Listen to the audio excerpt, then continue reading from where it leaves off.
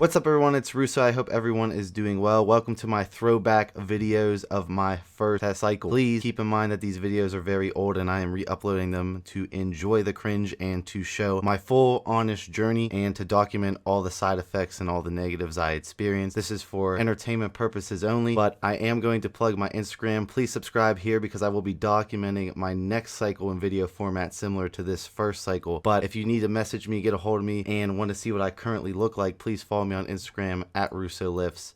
Enjoy the test cycle video. What's up everyone, it's Russo. I hope everyone is doing well.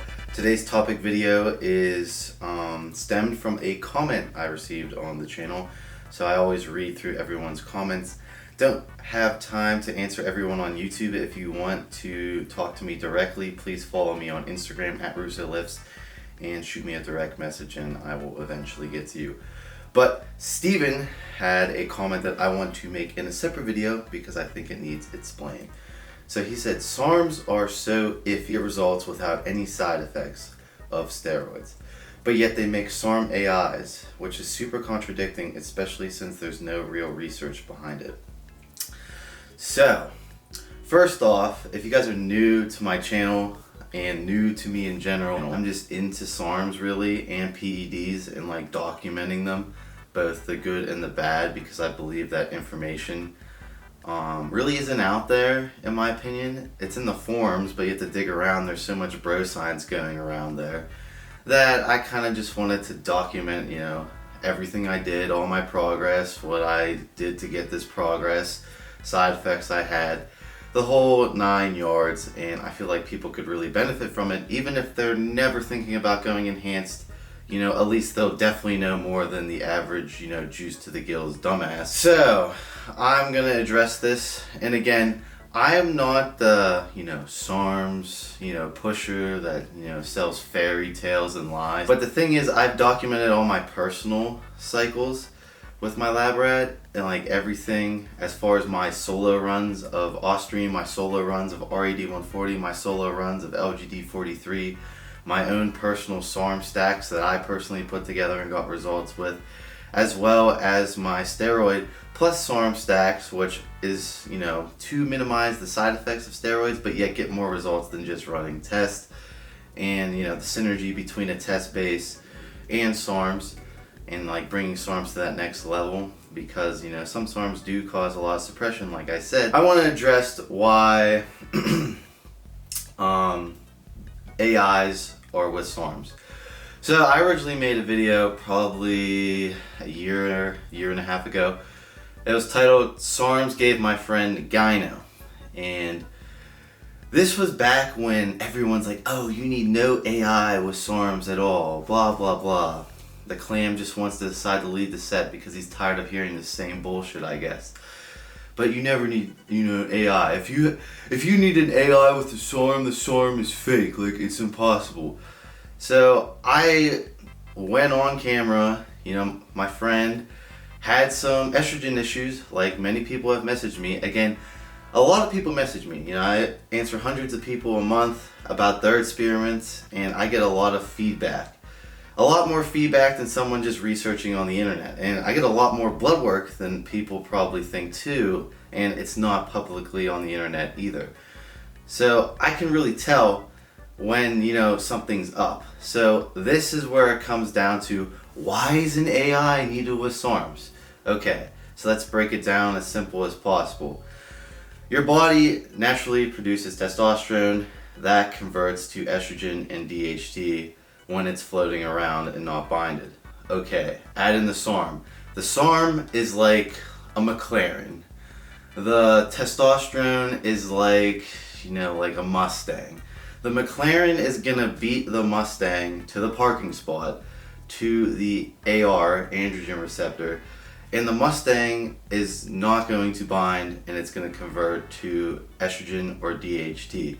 So when you have these super high binding affinity, really strong SARMs, or even Austrian, because Austrian isn't going to suppress you nearly as bad. So in my opinion, based on all the research and people's opinions that have, or people who have come to me, I think Austrian is the most suspect. Why? Because it's not going to shut your body fully off, which is what a lot of people want. That being said, estrogen is still occupying a lot of the androgen receptors that your natural test would be. So you're going to get more estrogen and DHT at the start of the cycle. Now your body likes homeostasis, and it's going to see that this testosterone is not being binded. The estrogen is out of whack, that needs to be brought back into reference range, and your HPTA is going to autocorrect and suppress down. So really the initial couple weeks you might need an AI. Some people have no issues, again, some people have no issues, but people who produce more tests naturally definitely might run into this issue.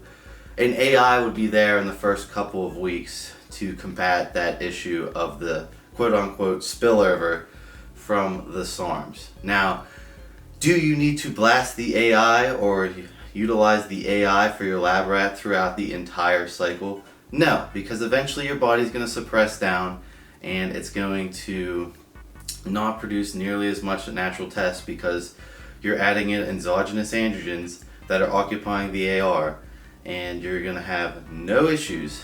And yeah, so it's really not, because it's a pro-hormone. It's because SARM's binding affinity is so much better than natural testosterone.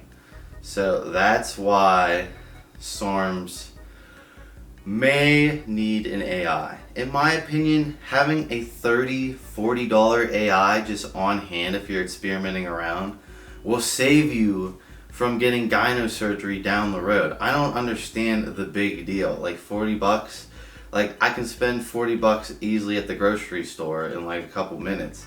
It's really not that big of a deal in my mind to have that safety net just in case anything goes wrong, versus something starts going wrong and then, oh, now you have to order it, now you have to wait in the mail, and you probably have to either lower your dosage, stop completely, and kind of mess your cycle up, versus just having that AI there, correcting the issue, and then once your body auto-corrects itself, which it eventually will, you won't need the AI anymore. So that's why an AI is needed. Do you absolutely need an AI? No, you probably don't. Again, some people have zero issues and side effects. Other people who produce a lot more natural tests might have some more blowback than, say, someone who doesn't produce a lot of natural tests. Every lab rat is different and produces different levels of its own, testosterone. So I hope that kind of puts into perspective why an AI possibly might be needed for SARMs. Now that being said, SARMs don't directly convert to estrogen, and SARMs don't directly convert to DHT.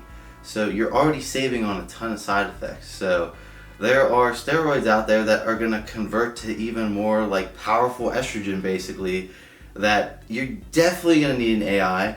If you don't have an AI and you're not using enough of it, you're definitely going to get estrogen related issues such as high blood pressure, extreme water retention, and what was I talking about? Oh, gynecomastia, gotta get those boobs up.